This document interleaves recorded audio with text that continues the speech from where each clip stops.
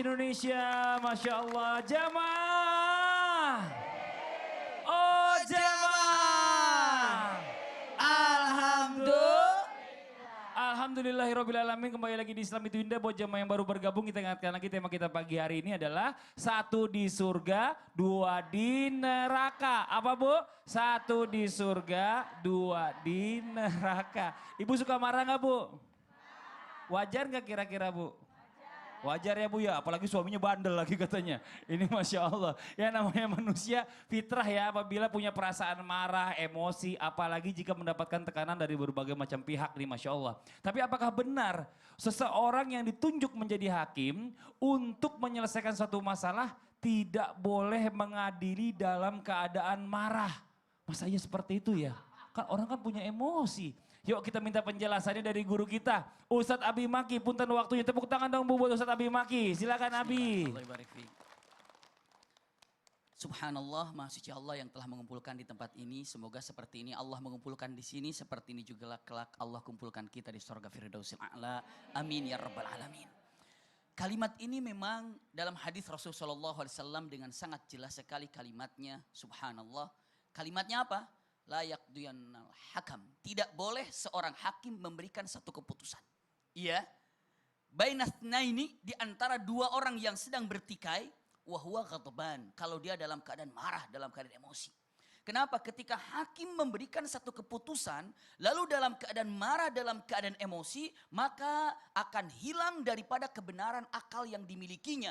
Maka yang keluar adalah marahnya. Maka punten, kalau kita lihat di pengadilan, hakim ini dipanggil dengan sebutan yang mulia, yang baik. Karena apa? Agar tidak terpancing oleh seseorang yang ada tinggal di ruang sidang itu, emosinya terpancing. Maka yang mulia, wah yang mulia. Kenapa? Agar dilembutkan hatinya dan tidak terpancing apapun yang ada. Bahaya kalau hakim mudah emosi. Yang tadinya benar karena tata cara yang bicaranya itu tidak sopan akan menimbulkan emosi, bahkan bisa jadi salah menjadi benar, benar menjadi salah. Ini yang paling penting bahwa kalimat yang ada. Bahkan bukan hanya sekedar itu, jangankan ibaratnya dalam keadaan emosi, dalam keadaan marah, para ulama mengatakan tidak boleh juga seorang hakim memberikan keputusan dalam keadaan ngantuk, tidak boleh. Bahkan tidak juga memberikan keputusan dalam keadaan lapar, juga tidak boleh. Akan terpengaruh.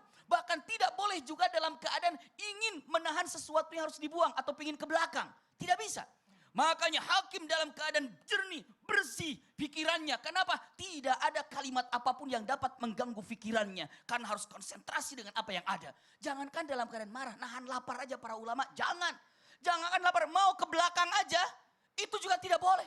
Kenapa? Karena tidak tahan. Misal sakit perut atau apa, keluar dulu. Subhanallah, ini kalimat yang ada. Punten. Bahkan cara pemanggilan seorang hakim pun dengan keadilannya. Fulan adil. Teringat satu kalimat yang membuat Ali bin Abi Thalib saat itu menjadi seorang Amirul Mukminin, tapi memberikan kepada seorang hakim namanya Syuraih radhiyallahu anhu, mengatakan kamu tidak adil. Gara-gara apa? Simpel gara-garanya. Ali bin Abi Thalib kehilangan dirah itu adalah perisai yang dihadiahkan kepada Rasulullah. Saat di pasar dirah itu sedang dijual. Kata Ali, ini punya aku. Enggak, ini punya aku ya Amirul Mukminin. Bayangkan Amirul Mukminin, pemimpin dunia, seorang mukmin saat itu siapa? Ali bin Abi Thalib. Ini punya saya, dikasih Rasulullah. Bukan ini punya aku. Ini adalah kabirin an kabir, dari nenek moyangku. Maka dibawa ke pengadilan. Siapa? Syuraih radhiyallahu an sebagai adilnya. Kata Syuraih, wahai Amirul Mukminin, apakah ini punya engkau? Iya. Mana dalilnya? Mana saksinya? Ada Hasan dan Husain. Ya Amirul Mukminin, tidak bisa anak menjadi saksi untuk ayahnya. Lalu mengatakan, hei orang Yahudi, dipanggil orang Yahudi namanya, ini punyamu ya, ada saksinya? Ada. Setelah itu langsung Ali bin Abi Thalib mengatakan, kami tidak punya saksi. Kalau begitu Syuraih mengatakan, ini milik orang Yahudi. Bawa. Lalu Amirul Mukminin Ali bin Abi Thalib kecewa wajahnya. Syuraih mengatakan, kamu kecewa terhadap keputusanku? Tidak, aku tidak kecewa dengan keputusanmu. Tapi yang aku kecewa, engkau tidak adil dalam memberikan keputusan. Cara apa? Cara memanggil. Engkau panggil aku Amirul Mukminin, sementara dia panggil dengan namanya. Bagusnya engkau panggil aku Ali, jangan Amirul Mukminin. Subhanallah. Kata-kata cara pemanggilan saja harus adil. Jika Anda mengatakan dia aku Amirul Mukminin, maka dia sebut apa olehmu? Maka saat di pengadilan panggil aku Ali, karena engkau memanggil dia namanya. Itu bagaimana pelajaran yang sangat indah dengan keadilan cara memanggil pun dengan kalimat yang luar biasa. Allahu Allah Akbar. ibarik fiik. Jadi pada saat udah dimasuk pengadilan semua jabatan lepas semua nih. Lepas semua. Ini Allahu Akbar. Jadi dia nggak mau dipanggil Amirul Mukminin. Namanya aja langsung. Namanya karena dia memanggil yang orang Yahudi itu dengan namanya. Allahu Kata Akbar. Ali bin Abi, Anda tidak adil dalam cara memanggil. Tapi ngomong-ngomong nih Ustadz Abi Maki ya, ini bicara masalah tentang menjadi hakim ini ternyata sulitnya minta Sangat berat. ampun ya. Tadi saya pengen awalkan seperti siap untuk disembelih tanpa dengan pisau. Allah. Subhanallah, beratnya luar biasa. Jazakallah khair, Wa makasih iyyakum khairal banyak jazaa. Abi Maki atas Allah penjelasannya. Mudah-mudahan bermanfaat buat Punten. semua. Alhamdulillah. Jamaah. Udah mulai paham Bu? Alhamdulillah. Ada yang masih belum jelas boleh silakan tanya, angkat tangannya yo yang mau nanya lagi. Boleh. Sebentar, kalau tadi sebelah sini biar adil sebelah sini nih ya kan. Jadi kiri Adil, kanan. adil. Biar adil. Coba sebelah kanan Ibu, mohon izin punten. Langsung aja Ibu silakan. Assalamualaikum warahmatullahi wabarakatuh. Waalaikumsalam warahmatullahi wabarakatuh. Nama saya Haryati dari Majelis Taklim Rahmatullah Sukamandi Segar, Kecamatan Ciasem, Kabupaten Subang. Insya Allah silakan Ibu pertanyaannya. Yang ingin saya tanyakan Pak Ustadz, apakah seorang hakim itu harus ditunjuk secara formal? Kemudian bila seorang orang tua ketika memutuskan suatu keadilan kepada anak-anaknya, apakah itu juga disebut seorang hakim? Aduh bener juga Ibu ya. Berarti orang tua kayaknya jadi hakim atau enggak nih? Satu lagi ya? Apalagi Bu? Satu lagi.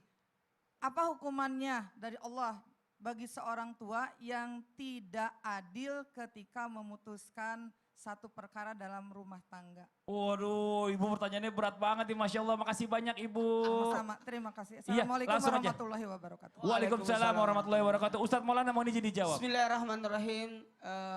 Satu bentuk kesyukuran buat kita, Allah menuntun kita sebaik-baik tuntunan. Mohon izin, barang siapa yang tidak berlaku adil, maka tunggu azabnya. Dan siksaan bagi orang tidak berlaku adil, maka akan mendapatkan dua siksaan. Siksaan di dunia dan siksaan di akhirat. Dan orang yang berlaku adil, selama dia berlaku adil, Allah bersama dengannya. Dan barang siapa yang tidak berlaku adil, maka setanlah yang bersama dengannya. Nauzubillah. Jadi kalau berbicara tentang bagaimana dengan pengadilan ini, haruskah ditunjuk? Ya jelas ditunjuk. Karena kenapa? Kita tidak akan mungkin orang berkata, pilih saya jadi hakim. Tidak mungkin. Jadi sebaiknya ada ibaratnya mohon izin Seleksi dulu. Seleksi, Iya. kesepakatan. Alhamdulillah negara kita bagus Masya karena Allah. diseleksi. Terus tadi kalau misalnya orang tua tadi kalau misalnya memutuskan berarti dia juga hakim Ustadz? Jelas semua siapapun jadi hakim. Oh, Hakim di rumah sendiri. Masya Semua. Allah. Mas Fadli anaknya bertengkar tadi subuh kan?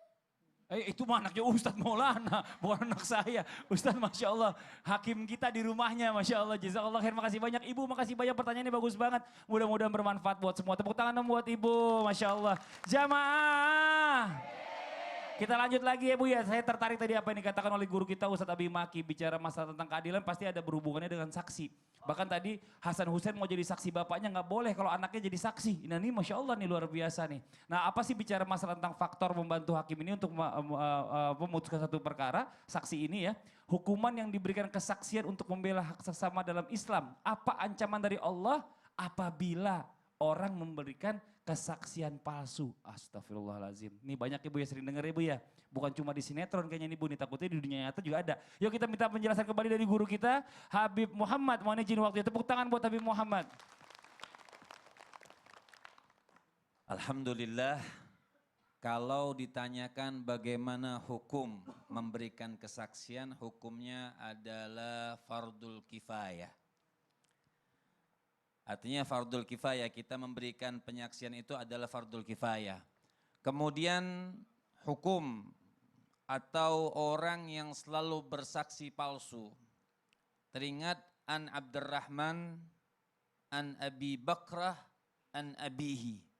Dalam satu hadis yang mulia daripada baginda Nabi besar Muhammad sallallahu alaihi wasallam mubarik alaihi wa ala alihi, Nabi bicara kepada sahabatnya, ala unabbiukum, apakah kalian pengen tahu aku berikan kabar kepada kalian dosa dan termasuk dosa besar. Maka qalu, sahabat-sahabat bertanya, sahabat-sahabat menjawab kepada baginda Nabi besar Muhammad SAW, kami ingin tahu. Maka Rasul mengabarkan 3 hal termasuk dosa akbarul kabair. Artinya termasuk dosa yang besar. Maka yang pertama, bahkan Ibnu Hajar al-Asqalani menyampaikan ketika meriwayatkan ini hadis, beliau sampai katakan Rasulullah ini ketika menyebutkan ini hadis tidak sempat senderan. Saking bahayanya ini dosa, jadi mau nyender nggak jadi nyender. Kan ada kalau orang bingung, bu, udah minum obat?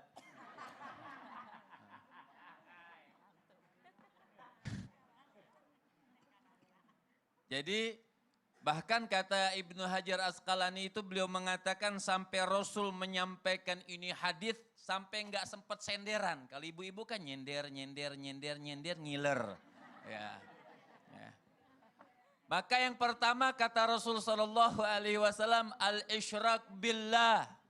Pertama musyrik kepada Allah. Ada akbarul kabair, dosa yang dikatakan sampai meninggal dunia tetap musyrik, dosa yang tidak diampunin oleh Allah Subhanahu wa taala. Kemudian yang kedua termasuk dosa besar uququl walidain. Durhaka kepada kedua orang tua. Durhaka kepada ibu dan durhaka kepada ayah. Dan yang ketiga apa kata baginda Nabi besar Muhammad sesuai dengan tema kita hari ini, qauluz zur. Apa bu? Apa bu? Udah minum obat? Qauluz zur itu sumpah palsu atau penyaksian dengan kepalsuannya. Jadi bersaksi dengan saksi yang palsu. Berkata dengan perkataan yang dusta, berkata dengan perkataan yang bohong, ini dikatakan oleh Nabi SAW termasuk akbarul kabair, dosa-dosa yang besar. Makanya kita ini harus belajar dari sekarang, apapun resikonya berkatalah dengan berkata yang benar. Berkata dengan berkata yang jujur. Contoh siapa? Jelas. Tadi sudah dikatakan yang pertama, yaitu mencontoh junjungan kita baginda Nabi besar Muhammad sallallahu alaihi wasallam wa barik alaihi wa ala alihi. Dan ya habis. Apa tuh Bib? Enggak apa Bib? Dan apa Bib? Enggak apa-apa. Udah habis maksudnya, udah habis. Ya Allah, tapi memang bicara masalah ini juga hukumannya, sanksinya ternyata berat banget dari Allah ya. Jadi nggak bisa Termasuk dosa main-main. yang besar. Kalau dosa besar mereka melakukan itu dan meninggal dunia, fama'wahu jahannam. Tempatnya neraka jahannam. Ih, nauzubillah. Makasih banyak Bib atas penjelasannya. Ya Allah, mudah-mudahan jadi ilmu buat kita semuanya dan bermanfaat buat yang lainnya. Alhamdulillah. Jamaah. Kita minta nih guru-guru kita boleh maju ke depan. Ustadz Abi Maki, Ustadz Maulana, Ustadz Syam boleh mohon izin waktunya. Ya, kita akan menjawab pertanyaan-pertanyaan yang sudah masuk nih. Ya, walaupun enggak sesuai dengan tema, kadang-kadang enggak apa-apa, kita coba hargai pertanyaan yang sudah masuk. Yang pertama dari @hamba9078. Assalamualaikum Ustadz dan Ustazah. Mau tanya Ustadz dan Ustazah, bagaimana kalau ada seorang perempuan yang diguna-guna oleh orang yang membencinya atau dendam dengannya. Dan guna-gunanya itu supaya dia hancur rumah tangganya. Dan setelah jadi janda, orang itu dibuat tidak bisa berumah tangga lagi. Nah pertanyaan saya, apakah orang yang mengguna-guna itu berdosa? Dan apakah semua pahalanya bisa berpindah kepada orang yang diguna-guna itu? Sekian dan terima kasih. Masya Allah, waalaikumsalam. Wassalamualaikum warahmatullahi wabarakatuh. Abi Maki, mohon izin dijawab. Bismillahirrahmanirrahim. Ini bagian daripada orang yang berbuat hasad seperti ini, sehingga dia bisa melakukan guna-guna atau apa saja, maka orang ini kelak di akhirat menjadi orang yang muflis, bangkrut. Iya, benar. Amalan yang dimiliki olehnya semua telah ditransfer kepada orang yang dihasadinya, yang dizoliminya. Maka semua akan mengalir, walaupun dia punya amalan sehebat apapun. Sampai dengan mengatakan kalimat dia ini wafat, istilahnya apa? Sampai dia berperang di jalan Allah misalnya ceritanya, sampai dia meninggal di situ, wafat di sana, tetap akan dipindahkan kepada orang yang dizoliminya tadi. Jadi benar telah pindah amalannya kepada orang yang dizolimi. Ini Masya Allah, Masya Allah. Jadi di dunia nggak apa-apa menderita, nanti di akhiratnya bahagia ya, Masya Allah ya Bu ya. Kalau kita lanjutkan lagi ke pertanyaan yang berikutnya dari @silviatussolihah_. Saya ingin bertanya, saat ada seorang laki-laki mengajak ta'aruf perempuan, dan ada kecocokan sedangkan si perempuan itu masih dalam proses menghafal Al-Quran dan belum khatam. Apakah boleh menunda untuk menikah sampai si perempuannya khatam terlebih dahulu atau bagaimana baiknya? Ustadz Maulana mau izin dijawab. Bismillahirrahmanirrahim. Yang pertama, kembalikan pada diri perempuan tersebut, apakah siap untuk menikah atau tidak. Kan bisa jadi orang bisa hafal Quran bersama dengan suami. Justru jauh lebih bagus. Nah, kalaupun tidak bisa, kayaknya aku nggak sanggup deh. Aku mau hafal, nanti aku ada kewajiban lagi menjadi istri lagi dan sebagainya. Itu yang kembali. Yang kedua, harus ada alasan. Anda tahan tidak? Tidak berbuat dosa kalau Anda tidak menikah. Itu harus ada alasannya. Tanyakan pada walinya. Siapa walinya? Orang tuanya. Bagaimana orang tuanya? Kamu nikah nak, keburu saya mati nanti. Nah itu. Yang ketiga, cari solusi. Solusinya apa? Dua.